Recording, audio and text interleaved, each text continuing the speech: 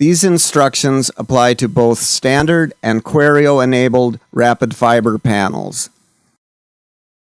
Remove the designation plate.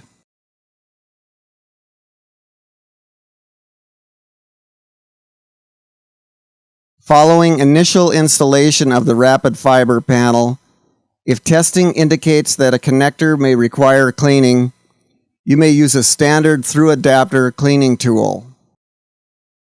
However, if it is necessary, the front bulkhead adapter panel may be moved forward.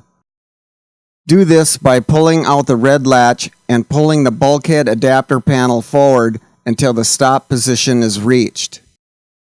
Any of the rear connectors may now be accessed.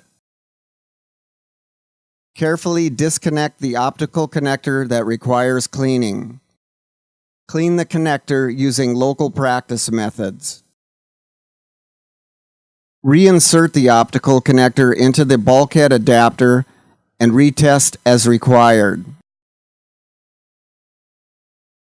Finally, slide the bulkhead adapter panel back into its original position.